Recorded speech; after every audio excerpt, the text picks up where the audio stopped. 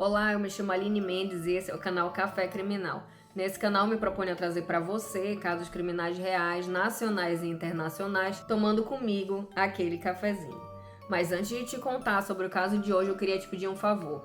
Deixa aqui para mim um comentário sobre casos que você quer que eu traga aqui no canal. Não esquece de deixar o teu like logo no começo do vídeo, que isso me ajuda muito. E não esquece de te inscrever no canal. Afinal, te inscrever não te custa nada, mas me ajudaria muito a continuar trazendo conteúdos para você.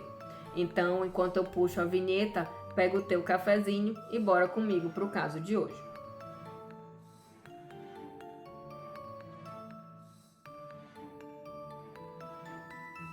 Para você aqui um caso brasileiro de um serial killer que ficou conhecido como o Monstro do Morumbi. Esse caso é de um homem chamado José Paz Bezerra. Ele foi acusado e réu confesso do assassinato e abuso de 24 mulheres.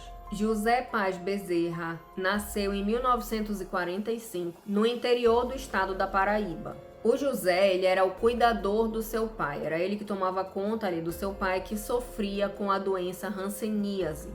Naquela época, os efeitos colaterais da doença eram extremamente graves, porque era uma doença que ainda tinha pouco tratamento. Como ele cuidava ali do pai e a mãe precisava arrumar o sustento da casa, devido à grande pobreza que eles passavam naquela época, a mãe dele começou a se prostituir. E com apenas 7 anos de idade, ele viu seu pai definhar e morrer na sua frente. Existem relatos de que a mãe o levava durante esses serviços para que ninguém desconfiasse de onde vinha a sua fonte de renda, se é que você me entende. Então ele era obrigado ali a presenciar os serviços da mãe. Algum tempo depois, o José, a sua irmã e a mãe mudam então para o Rio de Janeiro e foram morar em uma comunidade. Lá então ela começa a ter um relacionamento amoroso e esse namorado dela não liga muito ali para a profissão que ela está atuando.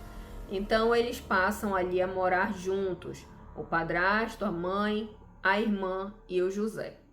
E a mãe dele continua tendo o mesmo tipo de serviço que ela fazia na Paraíba. Aos 10 anos de idade, o José então decide fugir de casa e passa a vender bombom ali na Central do Brasil. Durante a sua adolescência, ele comete ali alguns crimes e por várias vezes ele foi detido e levado para as internações em locais de acolhimento de adolescentes, até que completasse então seus 18 anos.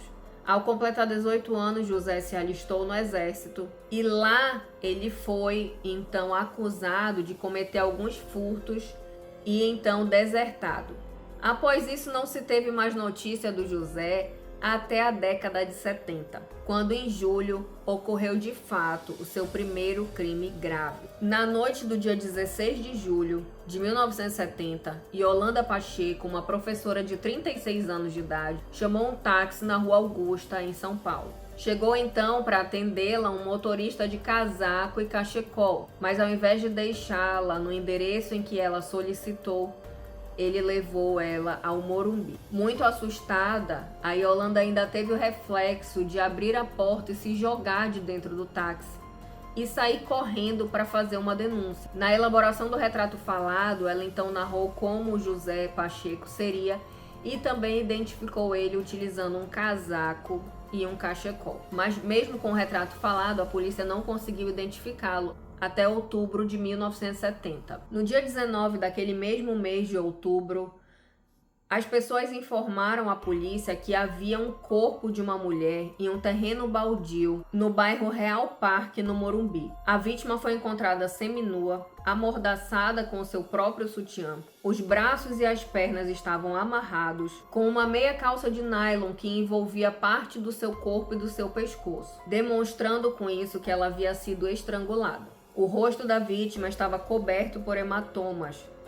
O inchaço era tão grande que ela se tornou irreconhecível. E durante o trabalho da polícia no local, acabaram encontrando mais um corpo de uma vítima. E ela aparentava ter sido morta pela mesma pessoa, porque o corpo estava da mesma forma que o da primeira vítima, amordaçado com o próprio sutiã, e tinham sinais de espancamento e estrangulamento da vítima. A perícia então identificou os 2 corpos que foram encontrados no Morumbi. A primeira vítima se tratava de Nilza Cardoso, de 23 anos de idade, e a segunda vítima era Wanda Pereira da Silva, de 27 anos, mas não parou por aí. Posteriormente foi encontrado o corpo de mais uma mulher. Se tratava de uma operária chamada Cleonice Santos, também de 23 anos de idade. Ela também foi encontrada em um terreno baldio, mas essa estava no quilômetro 23 em Anchieta. No mesmo local, no dia seguinte, mais um corpo foi encontrado. Ana Rosa dos Santos, uma empregada doméstica de 47 anos de idade. No dia 25,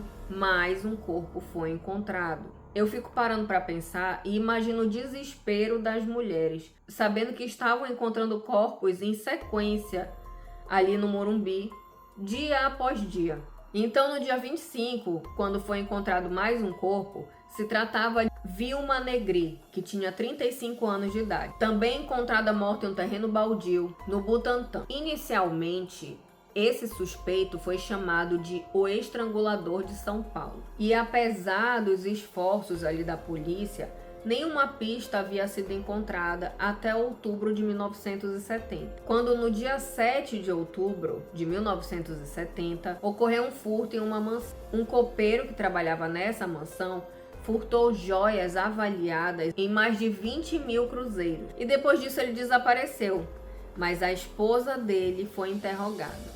E aí é que as coisas começam a aparecer. A esposa dele, que era empregada doméstica nessa casa, durante o interrogatório, Aparecida Oliveira, que era a esposa deste homem copeiro que havia furtado as joias, disse que o marido dela era o monstro do Morumbi. E aí as investigações começaram.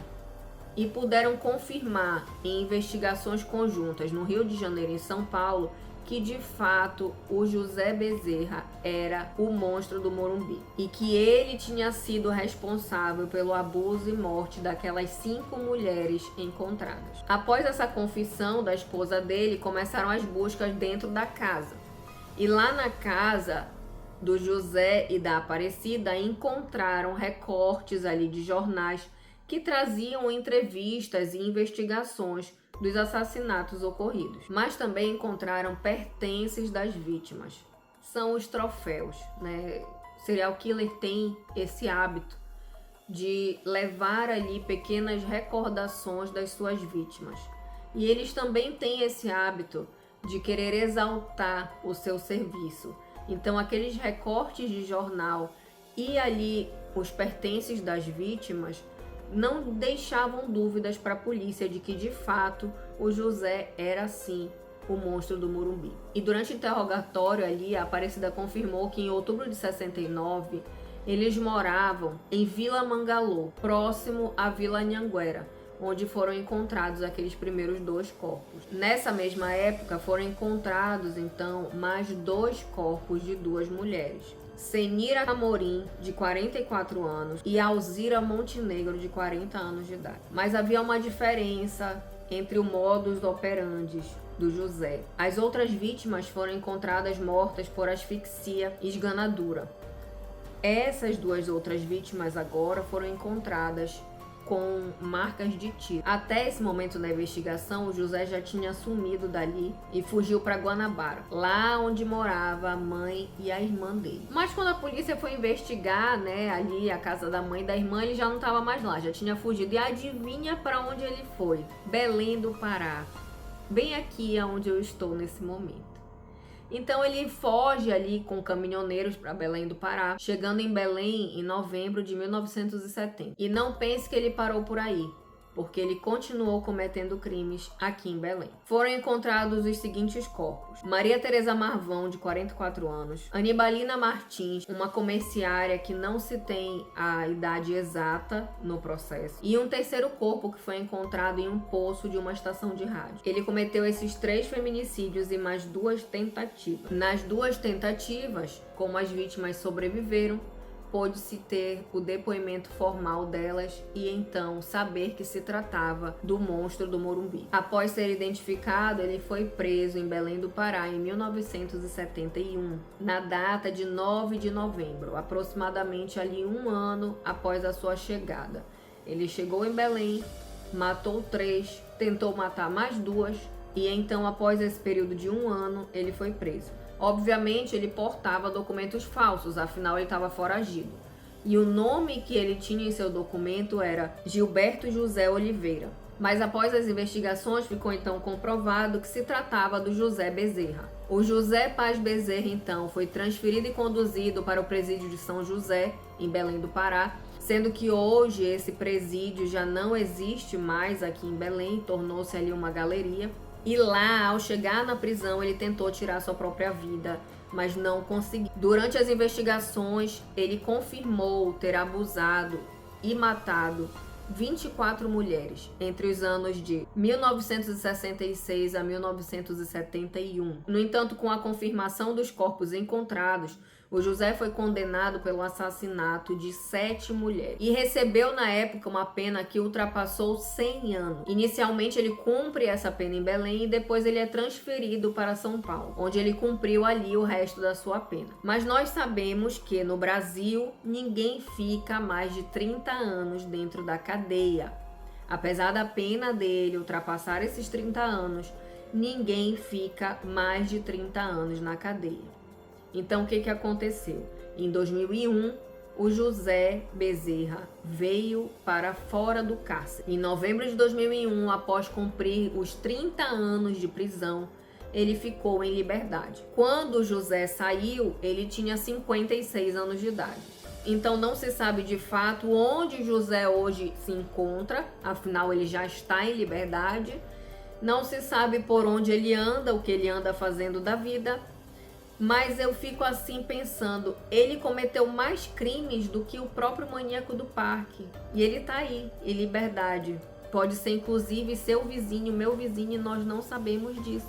E falando em maníaco do parque, eu venho aqui te lembrar que no canal tem um vídeo sobre o maníaco do parque. Lembrando que em 2028 ele também estará solto. Ou seja, 2 serial killers em liberdade. E é isso. Deixa aqui pra mim no comentário o que você achou do caso de hoje, se você já conhecia esse caso. Não esquece de deixar o teu like aqui nesse vídeo, que isso me ajuda muito. E não esquece de te inscrever no canal se você ainda não for inscrito. Afinal, te inscrever não te custa nada, mas me ajudaria muito a continuar trazendo conteúdos para você. E esse foi o caso de hoje. Até a próxima!